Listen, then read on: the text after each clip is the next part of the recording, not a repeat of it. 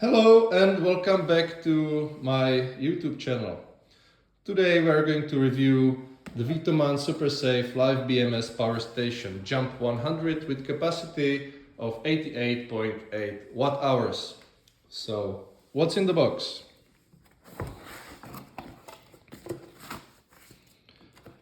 So first you can see there is a very simple 4-page manual that is basically useless. In order to get more information and the full manual, you have to scan the QR code that will take you to the VTOMAN pages for more information. Then you'll get a USB-C up to 65 watt charging capability and the battery station itself. It's really sturdy, well built, no loose sounds, no cracking, nothing. You can really press it hard, and I think that it can really take a hit, so no problem here. On the sides you have the LED flashlight and the vent. Nothing much from the bottom, nothing much from the other side. So let's focus on the top. You have one AC output 230 volts, 100 watts. For US version, there will be different socket. I believe it will be for 110 volts and the same wattage. Then you can see on the right side, you can see the screen. You can see the USB-A and USB-C. That is also a charging port for the station. You have a couple of buttons here. So switch on button for 2-3 seconds. This station has a really short standby time, so it will switch off in a few seconds again. So sorry if it happens and I will have to switch it on again. See, it's off now. So you switch it on and then switch it off, switch it on. And if you press it once more, you will allow charging from the USBs. You can switch it off with the short press again. Then you can switch on the AC output,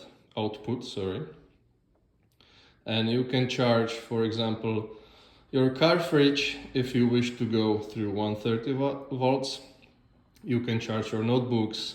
You can charge anything up to the wattage of 100 watts. It's not much, but I believe for traveling, it's okay. You will not need to charge, anything else than the drones, projectors, mobile phones, and so on.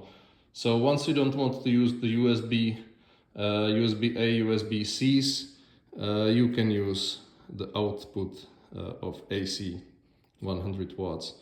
By the way, the output and input of the USB-C is 65 watts. Maybe I mentioned earlier again. So let's switch off the AC. And let's have a look at the light. You have to press it for 2-3 seconds again.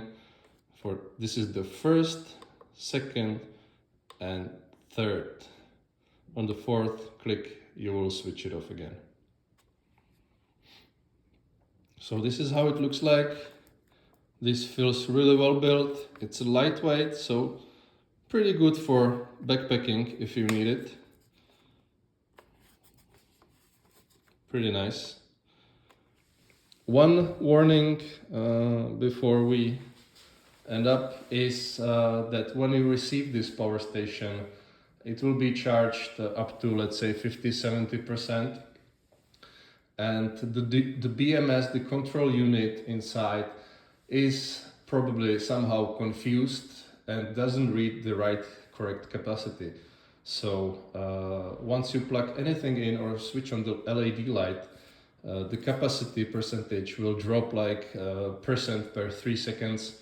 So it is really disappointing. But my recommendation is to drain the battery out, completely, wait for a few minutes and then charge it to full 100%. I did this on my station, and since then I do not have any problem with fast drainage of the battery capacity. So this is it. Thank you for support. Thank you for your likes, for subscriptions. There will be more. Already there are some reviews on the anchor stations, so stay tuned.